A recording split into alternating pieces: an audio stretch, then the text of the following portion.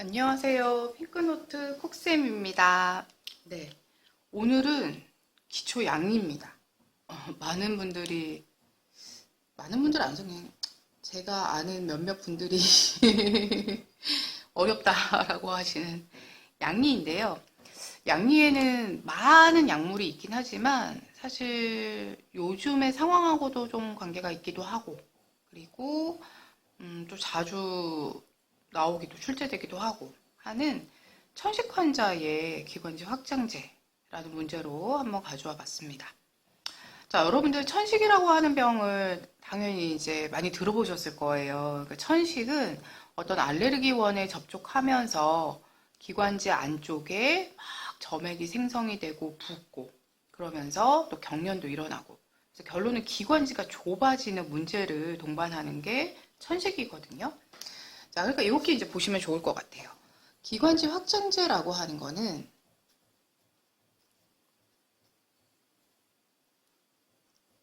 얘는 기관지를 넓히려는 약이에요.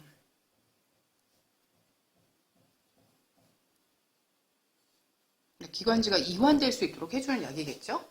자, 그럼 어떤 경우에 기관지가 좁아지느냐? 즉, 기관지가 좁아지는 병에서 사용하면 되는 약물이네요. 어떤 병들이 있냐? 우선 기관지라고 하는 거는 이렇게 기관지 벽에서 얘는 칫솔이 아니라 선모입니다.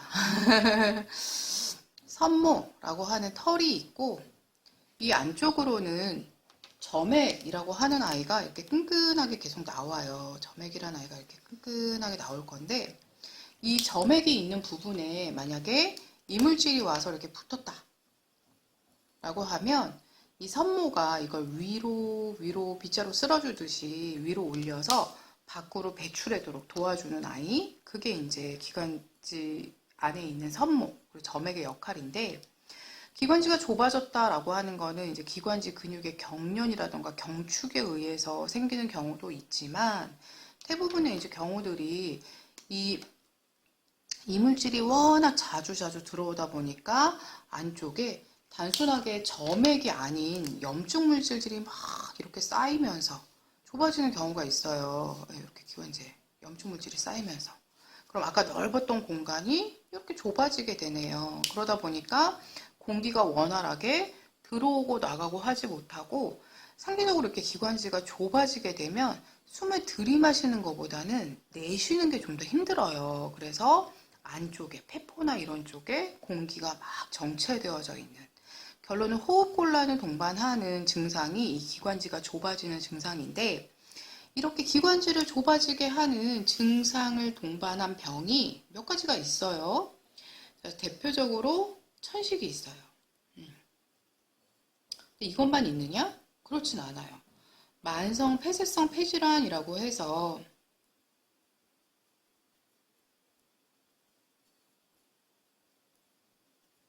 여러분들 이제 COPD로 많이 들어보셨을 거예요. 좀 뭐 계속 뭐 흡연을 한다거나 아니면은 어떤 이제 먼지가 많이 나는 장소에서 일을 하는 경우에 계속 이물질이 와서 들러붙다 보니까 이 이물질에 의한 염증 반응이 계속 지속이 되는 거죠. 장기적으로. 그래서 만성이라고 하는 거는 어떤 병이 3개월 이상 지속되면 만성이라고 하잖아요. 그래서 계속 염증이 지속되고 쌓이고 하면서 생기는 변화. 뭐 여기 안에는 기관지염이라던가 안쪽에서 공기가 막 정체되다 보니까 폐가 이렇게 좌우경이 원래 넓고 전후경이 이렇게 좀 좁아야 되는데 둥글넓적하게 변하는 거, 폐기종이라고 하죠. 이런 것들을 동반하게 되는 경우가 있어요. 자, 그 다음에 기관지 확장증이라는 게 있어요. 자, 기관지 확장증이라고 하니까 기관지가 원래 넓어진 거 아니야 라고 하지만 원래 이름은 이 기관지 벽의 확장이에요. 기관지 점막의 확장. 그러다 보니까 안에 공간이 좁아지게 되는 그걸 기관지 확장증이라고 이야기를 하고요. 급성 알레르기 반응으로 나타나는 아나필락시스일 때도 이 증상이 동반이 되게 됩니다. 자, 그럼 얘네는 공통된 증상이 있어요. 아주, 기관지가 좁아졌구나 라는 걸 나타내는 아주 대표적인 증상. 그걸 뭐라고 하냐면 천명음이라고 해요. 네, 천명음은 대표적으로 천식음이라고도 하는데요. 쌕쌕거리는 호흡소리라고 많이 들어보셨을 거예요. 쌕쌕거리는 호흡소리. 즉 환자가 당연히 숨을 잘 못 쉬니까 호흡곤란도 있을 거고 청색증도 있을 거고 좀 숨을 편하게 쉬기 위해서 기저호흡도 할 거고 할 건데 그래도 여러 가지 증상 중에 너는 기관지가 좁아져서 기관지 확장제를 써야 되겠구나 라고 하는 걸 나타내는 대표적인 증상이 천명음이에요. 그래서 여러분 내용을 막 보시다가 천명음이 있다 그러면 기관지 확장제 빨리 써야지 이렇게 보시면 되는데요. 기관지 확장제라고 하면 여러분들이 가장 많이 알고 계시는 게 이거더라고요. 에피네프린. 자, 에피네프린은 뭐 급성 천식에 쓴다 뭐 이렇게 많이 들어보셨을 거예요. 그런데 얘는 정말 굉장히 중요한 약이에요. 단순히 그냥 천식에 쓴다 이런 느낌이 아니고 이 에피네프린이라고 하는 아이의 정확하게는 얘는 교감신경 흥분제거든요. 교감신경 흥분제 또는 교감신경 모방제라고 이야기를 하고 있어요. 그러니까 얘는 교감신경처럼 기능을 할 거예요. 즉 교감신경은 단순히 기관지를 넓히는 역할만 하는 건 아니죠. 혈관을 수축해서 혈압도 올리고 우리 몸에 포도당도 막 생성하고 이런 정말 응급 상황에서 대처하는 역할을 하는 아이가 에피네프린이거든요. 그러다 보니까 에피네프린을 그냥 천식에 쓴다 이러면 너무 기능이 약간 뭐죠? 벼룩을 잡으려다 초가삼간 태운다 뭐 이런 건가? 약간 좀 뭐라 그러죠? 재능 낭비? 약간 이런 느낌이에요. 그래서 아까 말한 아나필락시스를 여러분들 명확하게 왜냐면 아나필락시스일 때 에피네프린 써요. 이게 거의 공식처럼 이루어져 있잖아요. 근데 아나필락시스는 기관지가 좁아져서 생기는 쇼크가 아니에요. 아나필락시스는 뭐라고 하냐면 혈관 이완성 쇼크예요. 즉 혈관이 너무 확장되어져 있어서 혈압이 떨어지고 거기에 천명음까지 기관지의 부종까지 동반되는 쇼크가 아나필락시스여서 이때는 에피네프린 써요. 왜냐하면 혈관을 수축해서 혈압도 올리고 기관지도 이제 확장시켜주기 위해서 에피네프린 쓰거든요. 에피네프린은 대부분 주사제의 형태로 쓰게 돼요. 근육이나 아니면 정맥주사 용으로 쓰게 되는 아이가 이 에피네프린이어서 에피네프린을 그냥 무조건 기관지 좁아졌어 그럼 에피네프린 이렇게 생각하지 마시고 얼마 정도 심각한 상황인가? 라는 걸 좀 보셨으면 좋겠어요. 그냥 천식일 때 쓴다 막 이런 느낌은 아니다 라고 보셨으면 좋겠습니다. 두 번째가 살부타몰이라고 하는 아이가 있어요. 아마 살부타몰이라는 이름은 많이 못 들어보셨어도 벤톨린이라는 이름은 들어보셨을 거예요. 네, 벤톨린은 대표적으로 많이 쓰는 특히 만성 폐쇄성 폐질환이나 급성 기관지염 뭐 이럴 때 많이 쓰는 기관지 확장제인데요. 요즘에는 여기 좀 변화가 있는 것 같긴 하지만 어쨌든 우리는 현재 교재를 중심으로 보시면 되기 때문에 이 벤톨린을 기억을 해주셨으면 좋겠어요.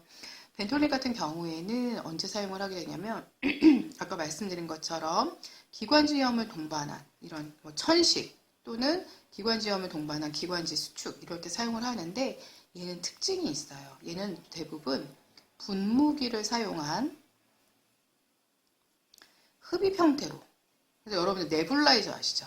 네, 네뷸라이저 형태로 많이 써요.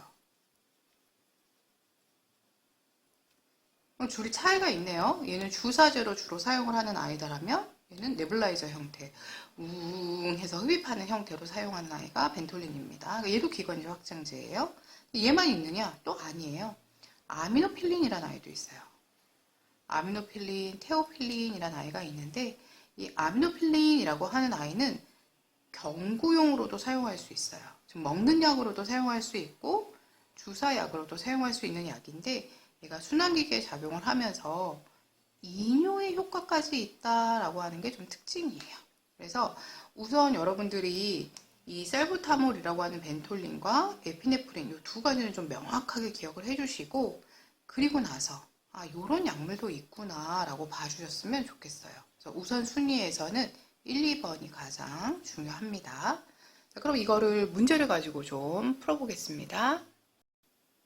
자, 문제는 천식 환자의 기관지 확장제래요. 자, 기관지 확장제 우리 3개밖에 모르잖아요.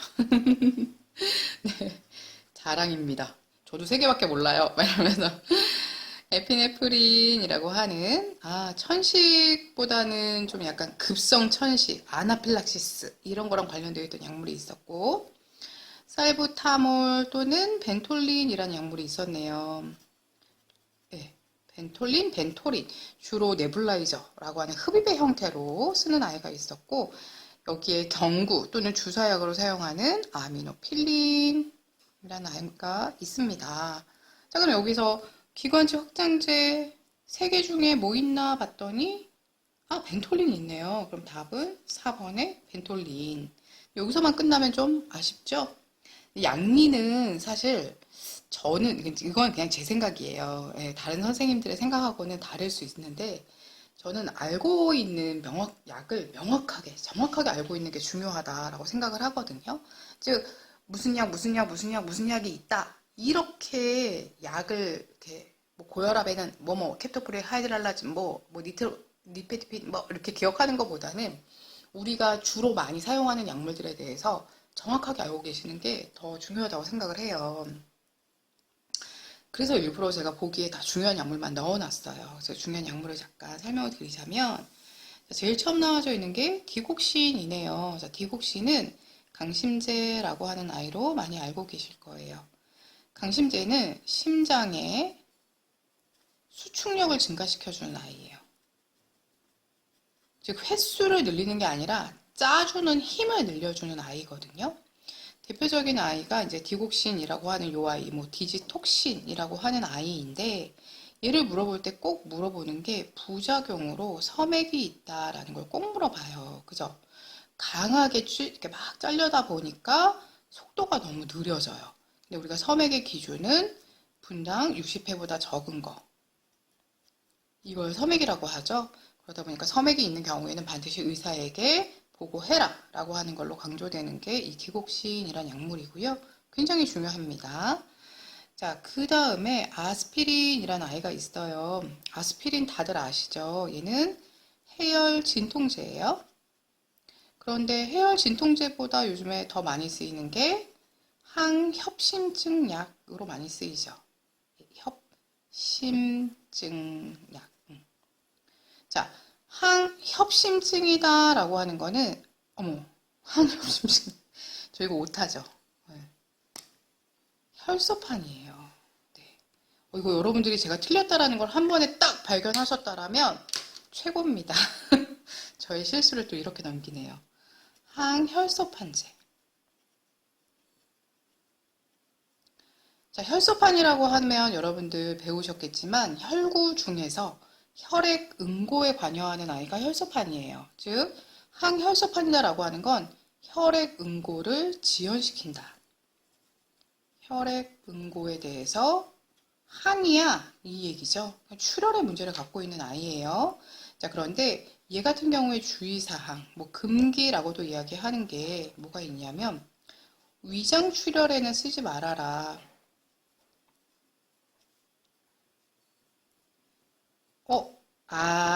네가 출혈 때문에 그렇구나. 그거는 아니에요. 그것만은 아니고요.